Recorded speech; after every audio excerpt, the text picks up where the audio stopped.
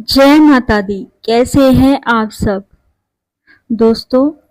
विद्या लाभ योग आने वाला है। इस बार पूरे भारत में यह योग रहेगा और विदेश में भी रहेगा। सभी जगह यह योग रहेगा, तो इसका आप सभी लाभ उठा लेना। चाहे आप विद्यार्थी हो, बड़े हो, बूढ़े हो, सभी को इसका लाभ अवश्य ही लेना चाहिए।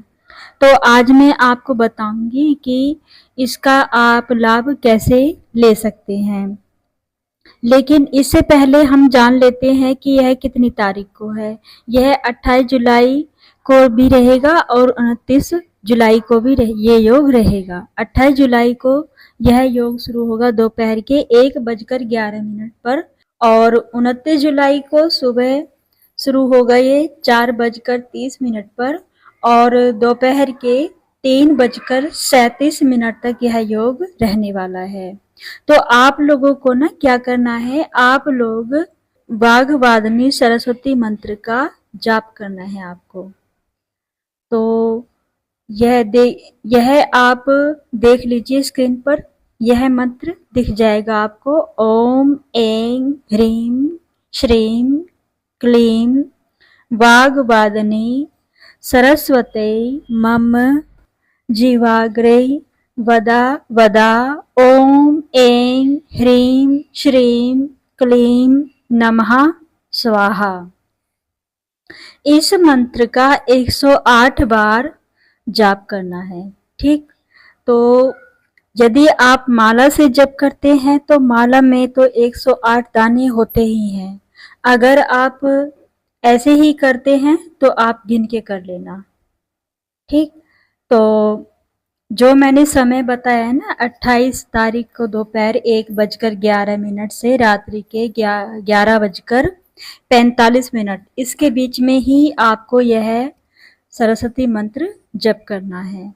और 29 तारीख को आप सुबह 4:30 से लेकर दोपहर के 3:37 तक आप यह सरस्वती मंत्र जप कर सकते हैं। ठीक, इसके अंदर ही आपको करना है, जब ही आपको लाभ मिलेगा। फिर जब रात्रि हो जाए तो रात्रि को आपको अपने जिह्वा पर ह्रीं शब्द लिखना है। यह मंत्र आपको जो लिखना है ना जिह्वा पर, आपको स्क्रीन पर दिख रहा होगा। तो लाल चंदन आप मार्केट से ले आना, लाल चंदन, या फिर आप बच्चे की जिह्वा पर लिख रहे हैं तो आप शहद ले लेना, शुद्ध शहद जो होता है, तो उससे भी आप यह लिख सकते हैं। या आपको लिखना कैसे है, आपको चंदन ले रहे हैं तो आप एक कटोरी में चंदन डालकर उसमें थोड़ा सा जल मिला लेना है, उसे घोल लेना। और या तो अनार की डंठल से लिखो, अनार की डंडी लेकर एक पतली सी, उससे अपने अपने जीवा पर लिख रहे हैं तो अपने हाथ से लिख लो या किसी से लिखवा लो, बहिरी लिखना है। या फिर जो है आप बच्चे की जीभ पर लिख रहे हैं तो आप खुद ही लिख लेना। ठीक है, तो आपको ये लिखना है। या आप फिर उसके बाद आप अनार की डंडी हो, चाहे आप आम की पत्ती के बीच की जो डंडी होती है उससे भी आप लोग लिख सकते हैं। अपनी जीवा पर लिखना है आपको। ठीक है, सोने या चांदी की भी सलाई हो तो उस पर पानी चढ़ा हुआ हो तो उससे भी लिख सकते हैं। कुछ भी नहीं है तो बड़ का जो पत्ता होता है उसके बीच की डंडी होती है उससे भी आप लिख सकते हैं। पत्ते को अलग कर देना, डंडी अलग कर देना और उससे लिख लेना। या पीपल का पत्ता हो तो उसी की डंडी से लिख देना। ठीक, तो ऐसे आप हल्का हल्का लिख लेना। सबसे पहला अक्षर है ओम। ओम क्या है? ओम ना मंत्रों का राजा माना गया है। ठीक, यह पर ब्रह्म और ब्रह्मांड की मूल ध्वनि है।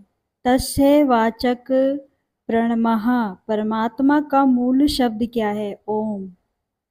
तो अब इसकी व्याख्या करेंगे तो बहुत लंबा हो जाएगा। ओम यह मंत्रों का राजा माना गया है। तो शुरुआत में ओम पूरे मंत्र को चैतन्य कर देता है, पूरे मंत्र को जागृत कर देता है। इसलिए किसी भी मंत्र में सबसे पहले ओम लगाया जाता है, ठीक। फिर उसके बाद दूसरा बीज मंत्र है एम। यह ना सरस्वती माता का बीज मंत्र है एम, जिसको हम लोग वाक बीज भी कहते हैं, ठीक। यह ज्ञान, विद्या, बुद्धि, स्मरण शक्ति, वाणी का साक्षात स्वरूप है। सरस्वती माता तो इनके बीज मंत्र का जप, फिर भी तीसरा बीज मंत्र आता है ह्रीम। यह ना इस मंत्र को माया बीज कहा गया है। यह भुवनेश्वरी बीज मंत्र है, ठीक है ना। यह देवी की असीम ऊर्जा व देवी का बीज मंत्र है। यह इसमें असीम ऊर्जा, शक्ति और भ्रम को दूर करने वाला आपका ऑरा बढ़ जाएगा, ठीक है। इस योग में व्यक्ति का ऑरा बढ़ जाता है ह्रीम मंत्र से। फिर उसके बाद आता है बीज मंत्र, इसके बाद अंदर श्रीम। श्रीम सभी को पता है, यह लक्ष्मी माता का बीज मंत्र है श्रीम। यह जीवन में समृद्धि बढ़ाएगा, आपके जीवन में ऐश्वर्य बढ़ाएगा, शुभता ले आएगा और सम्मान को आकर्षित करेगा। लोग आपका सम्मान करने लग जाएंगे। फिर से उसके बाद अगला जो बीज मंत्र है, इसके अंदर आता है यह इच्छाओं की पूर्ति करने वाला मंत्र माना जाता है। अपनी वाणी में प्रभाव पैदा करना हो तो आपके अंदर आकर्षणीय शक्ति पैदा कर देगा। अब देखिए, यहाँ तक तो बीज मंत्र था। फिर मंत्र का अगला हिस्सा आता है कि वाग्वादिनी। वाग्वादिनी का अर्थ क्या होता है? वाणी की देवी ना सरस्वती माता। वादिनी का क्या अर्थ है? बोलने वाली है ना। वाग का अर्थ होता है वाणी, अथवा जो शब्द वादिनी का जो अर्थ होता है बोलने वाली, सरस्वती। ये ज्ञान संगीत कला की देवी मानी गई है। आगे की मम यानी क्या आता है? जीवा। जीवाग्र यानी जीव का जो अगला जो हिस्सा है उस पर। वद इसका अर्थ है कि बोले बोले। इसका अर्थ समझेंगे तो हे मां सरस्वती, मेरी जीवा के अग्रभाग पर बैठकर आप ही बोले। फिर उसके बाद नमः, यानी हम आपको नमन करते हैं। माँ, हम आपको प्रणाम करते हैं। स्वाहा आता है, इसका अर्थ है कि मैं पूर्ण समर्पण के साथ यह प्रार्थना करता हूँ, इस बीज को, इस आहुति को ब्रह्मांड को अर्पित करता हूँ, ठीक है ना।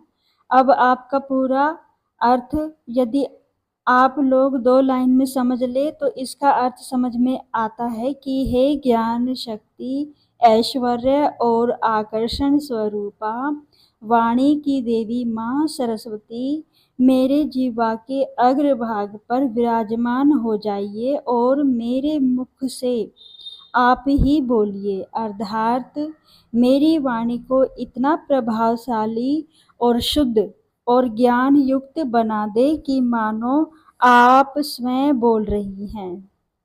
मैं आपको बार बार प्रणाम करता हूँ। मैं आपको बार बार प्रणाम करता हूँ। स्वयं आपको मैं समर्पित करता हूँ। कितना सुंदर मंत्र है। अर्थ निकल कर आता है, ठीक है ना। तो इस मंत्र का आप लोग अच्छे से 108 बार जप कर लेना। आपको समय बता दिया गया है। फिर से मैं आपको इस मंत्र को बोलकर सुना देती हूँ 3-4 बार। नहीं याद आता है तो आप क्लिप काट कर देख लेना या रिकॉर्ड कर लेना, स्क्रीनशॉट ले लेना, खुद भी पढ़ लेना, लेकिन करना जरूर। 108 बार आपको करना है ये। तो मंत्र है ओम ऐं ह्रीं श्रीं क्लीं वाग्वादिनी सरस्वती मम जीवाग्रे वद वद। ओम ऐं ह्रीं श्रीं क्लीं नमः स्वाहा। फिर से सुनिए, ॐ ऐं ह्रीं श्रीं क्लीं वाग्वादिनी सरस्वती मम जीवाग्रे वद वद। ॐ ऐं ह्रीं श्रीं क्लीं नमः स्वाहा। तो इस मंत्र का 108 बार जप कर लेना, ठीक है। नहीं पढ़ सकते हैं तो आप सुन लेना और अपने बच्चों को भी सुना देना, लेकिन यह उपाय करना ज़रूर, ठीक है। तो वीडियो बहुत लंबी हो जाएगी, तो मिलते हैं अगली वीडियो में। तो आप सभी को बहुत बहुत शुभकामनाएं गुरु पूर्णिमा की। ओम नमः शिवाय। ओम नमः शिवाय।